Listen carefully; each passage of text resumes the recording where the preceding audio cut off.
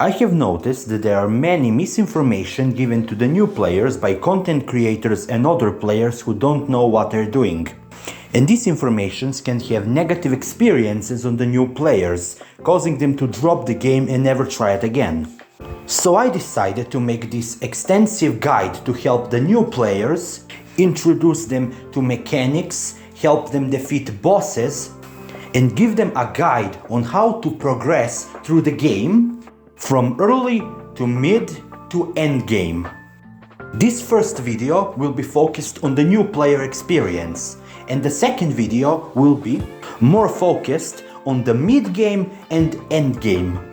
I won't be mentioning the story too much, but if there is a specific boss that appears in the story and you do not want to see that boss until you can experience it, I will leave the timestamps so you can skip it. And if you have the trouble with the boss, you can always come back, because I will be explaining mechanics of each boss and how to defeat them.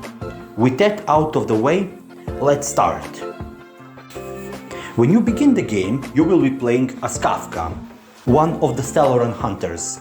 And this is where you will learn the most basic mechanics, aka the point system. Allow me to simplify it. Every time you use a normal attack, you gain 1 skill point. Every time you use your skill, you consume 1 skill point. If you do not have enough skill points, you cannot use your skill. Then you also have your ultimate. Your ultimate is filled every time you attack or when you get attacked. If you look at the left of the screen, you will see the characters and enemies' actions. Who goes first, who goes last, you can see everything. But when you use an ultimate, the ultimate will be used immediately. And it doesn't matter if it is the character's turn or not. So that is important to remember. The second most important mechanic is the weakness. Every single enemy will have a weakness type. And a lot of enemies have more than one. If you completely deplete their weakness, they're going to enter a break stage. When you break an enemy, their action value will fall, forcing them to lose the turn. So it's really useful to have specific characters to counter specific enemies. You're going to start the game in the place called Herta's Space Station. Over here you are going to be joined by 2 new members, March 7th and Dan Hung. March 7 has the ability to shield one character per turn from damage. And she also has an AoE attack which has a chance to freeze the enemies. So she is great early on for the ice type enemies. And then you have Dan Hung, who is more catered to doing damage. He's a wind type character who deals single target damage. Now all you have to do is just progress the story, all until the first boss appears. Now, if you do not want to see the first boss, you can skip over here. Alright, are you ready? Let's begin. This boss is called Doomsday Beast, and he has a very simple moveset. He has 2 hands and core. He is going to use his core to buff his hands, which is going to deal more damage to you. So you need to break the core as fast as possible and then focus on the hands. Himiko is also going to join you for this battle, and she is amazing in this particular situation.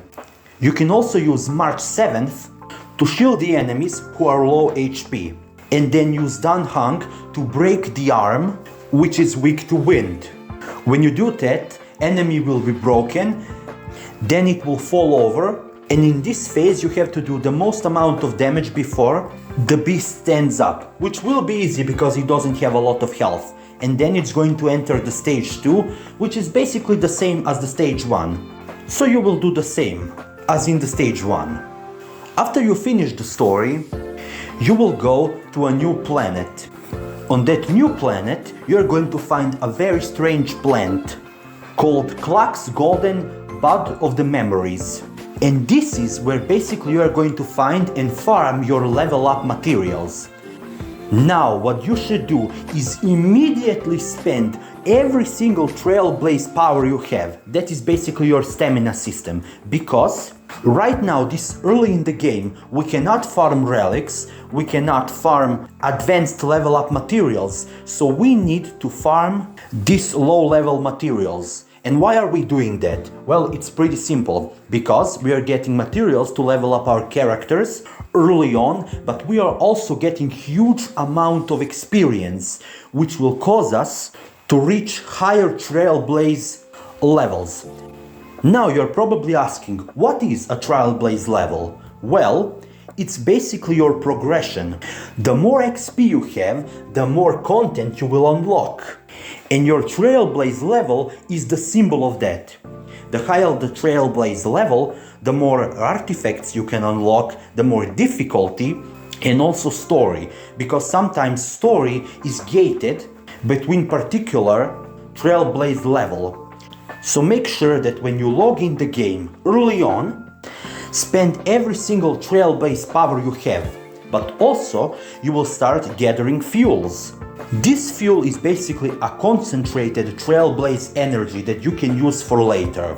And you do not want to use them. We are going to save them until we can farm high relics.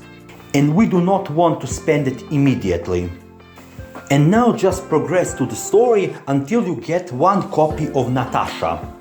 At that point, you have basically unlocked every single basic feature. So let's explain two of the most important features in the game. First, you have the relic system. Basically, every single character requires relics. Relics give you stats, they give you critical rate, critical damage, they give you speed, HP, and many other stats you will need. But this early in the game, you don't really need to bother that much with them. It's more important that this early in the game you focus on specific light cones. Light cone is a weapon your character uses. Every single character follows a path. And every single path has a specific light cone that they can use. For example, you cannot put Hunt light cone on March 7th, because sure, she will get the stats from the light cone, but the ability the light cone has will not be transferred for her. So make sure that each character is using their respected path light cone.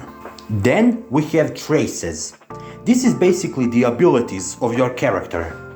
Every single trace will require a specific monster drop and specific material for them to be leveled up.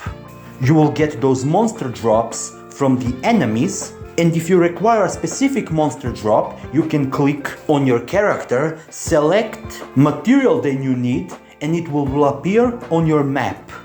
So you can go and hunt them down. And specific level up materials can be gotten from those weird flowers we spoke about earlier.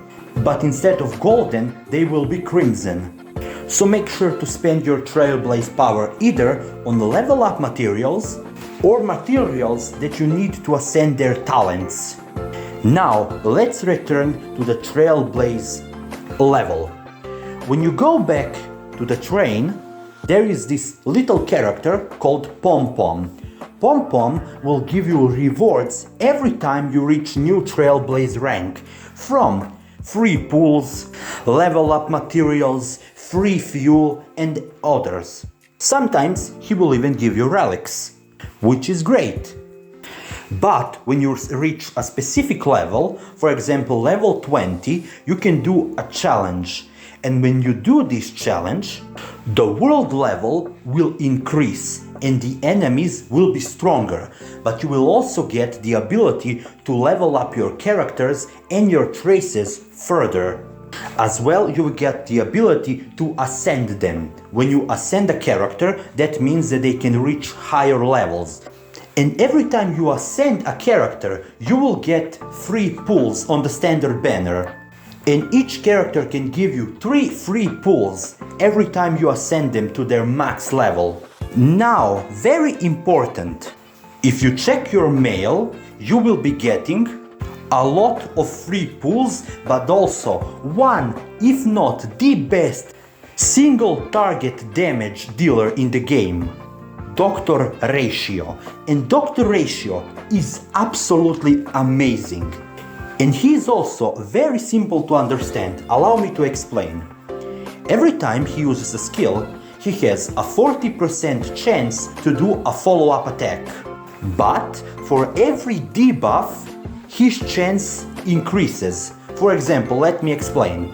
Let's say that March 7 freezes an enemy. That is a debuff, which means the Dr. Ratio has 60% chance to do a follow-up attack. But if enemy is frozen and Dr. Ratio has a chance to ensnare enemies, basically making them disabled, if they are imaginary and if their weakness is broken, that means that his chance to do a follow-up attack rises to 80%. And his ultimate drops a pillar on the enemy. If the enemy is not killed, that means that next 2 attacks on the enemy that has been affected will make Dr. Ratio do a follow-up attack every time you attack that enemy with any other character. And oh yeah, I forgot to mention, when farming materials for a character, you can also take one character from your friends list or from any other player and use it to farm, which means that you can take a powerful character from your friends or strangers and just let the game do auto farming. And you just sit, watch and relax. It's a great way to farm materials and level up with no stress at all. Now let's talk about team building and pulling, because in early game this will be important, even though it's an end game thing. You have 2 types of banners. One type is limited, the other type is standard. In order to get a limited character, you have to pull on the limited banner and you have a chance to get him, but it's a coin flip. You have a chance that in 90 pulls you can get a character that you really want or one character or a light con from the standard banner.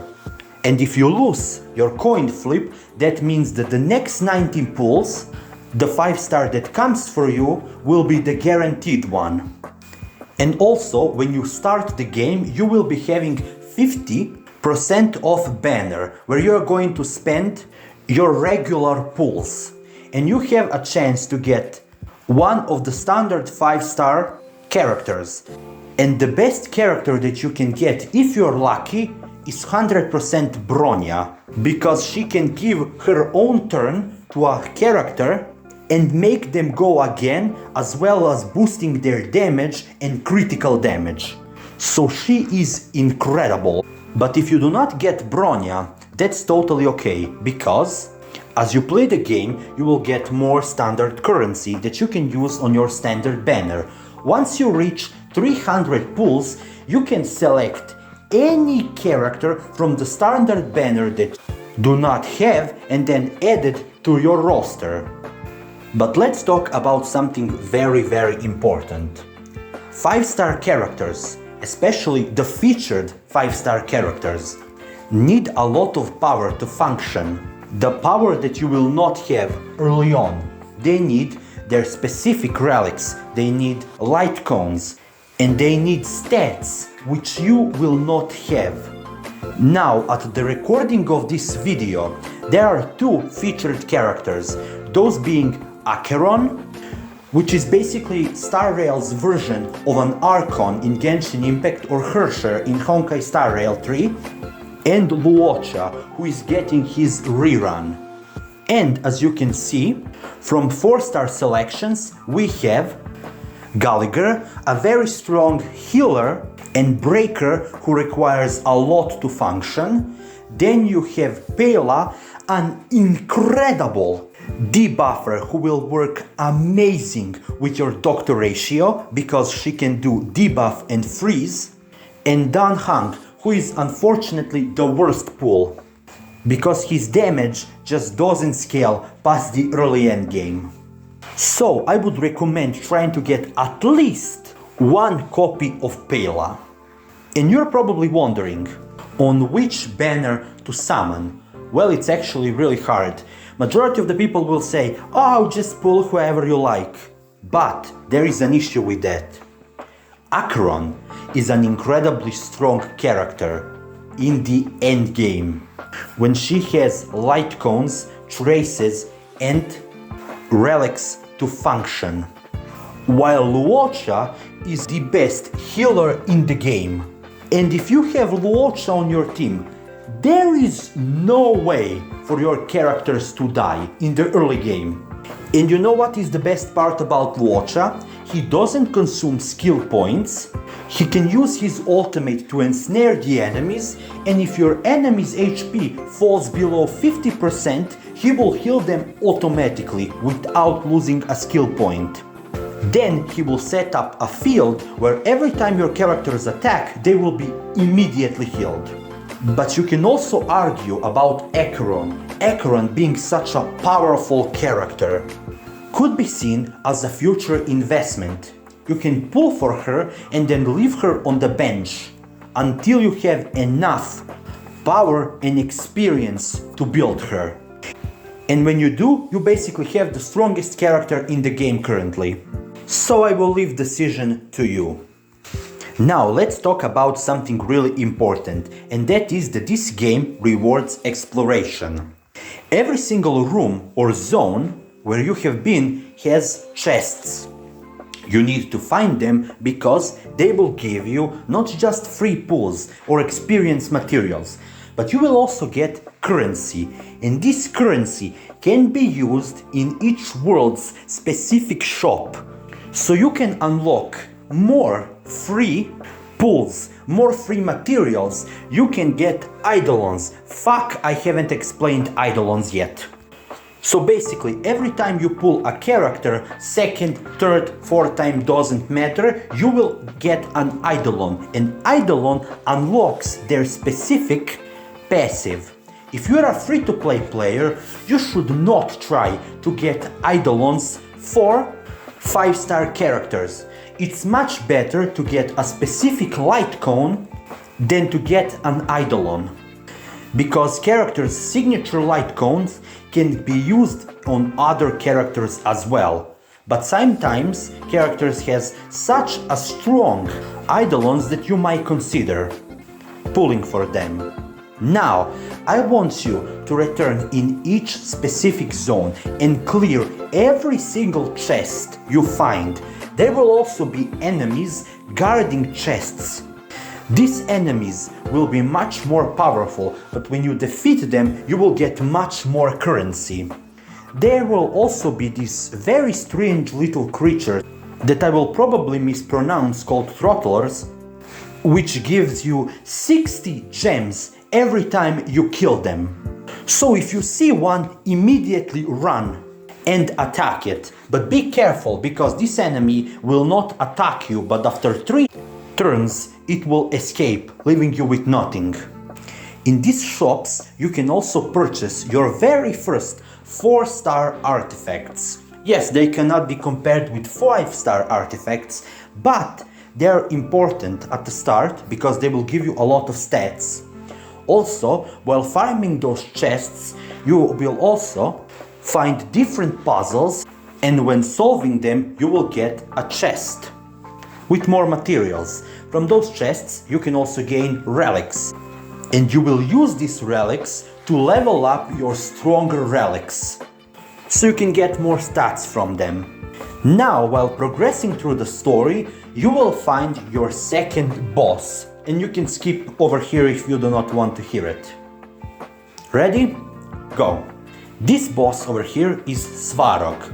He has a very simple moveset. He will punch you, he will unleash rockets upon characters that you have. But one mechanic that he has that can be very dangerous is this. He will summon a hand, and this hand will target a random character that you have, and it will place them in an energy shield. And that character cannot be used. And now, each time it's hand's turn, A certain amount of HP will be taken from that character. Then you need to use a specific weakness to break the hand so the character is released. But be careful, because if the hand goes to a low health and isn't killed, it can explode, dealing a massive amount of damage and probably wiping your team. Also, I forgot to mention, always bring a healer, because without them, you are as good as dead. While in Belobog, make sure to also collect every single chest there, because just like I explained, in Herta space station there will be a specific shop where you can use a new Belobog currency. Now let's talk quests. Quests in this game exist in 3 different categories. You have yellow, which is basically your main story quest, purple, which is a quest exploring a certain character, and you have blue, which is basically your standard world quest. You don't really need to bother that much about reading them and stuff. They're not voiced, so you can just skip them. Or not if you want to learn about the world. But doing this quest is also very important. Sometimes they will give you light cones, they will give you huge amount of experience, and they will also give you currency, which you can use in the specific shops. Oh yeah, I forgot to mention, the more currency you spend in specific shop, the more free rewards you can get as you reach higher and higher ranks. It's amazing. Now just progress through the Belobog story until you find a next boss. Make sure to check your mail from time to time, because you might get rewards, but also check your event page, because you will get some goodies there as a rewards for leveling up. There is also Operation Briefing, a little challenge that will give you specific tasks to complete, and every time you complete a task you will get rewards and experience. So it can be an early game guide to show you what to do. Now, one of the most important things, make sure to listen to correct content creators who actually know what they're talking about when it comes to characters, when it comes to builds. 2 great ones I can recommend are Gacha Smack and Braxophone. And if you want an in-depth analyzation of the character and everything that character is, just go to Pridewen. And here you can find everything that you need to know about a specific character and how good they are. So, after all of this, let's summarize everything that we have just talked about. Make sure to understand the combat system, how skill points and break work. Make sure to level your characters. Don't level up every single character, because you will not have resources for it, but level 4 that you will need the most. Make sure to always bring a healer. Spend your all Trailblaze power immediately, but save your Trailblaze fuel for the time where we can farm high relics. Make sure you get your information from good content creators who know what they're talking about instead of drama tubers, or even better, Pridewen tier list, to get complete overview of the character. Clean every single zone from the chests and enemies. Complete the quests so you can learn about the characters and gain more materials. And learn about character roles, what it means to be attacker, debuffer, buffer, or sustainer. And the most important thing, do not rush the game. Make sure to enjoy it as much as possible. And if you want to take it slow, take it slow. There is nothing wrong with that. Just make sure to have fun. And if you're having trouble with specific boss, you can just go on YouTube and search how to defeat them. But with this amount of knowledge, every single new planet and every single new zone should not be a problem to you, because you will have understanding of basic mechanics once you reach them. So make sure to have fun and enjoy the game.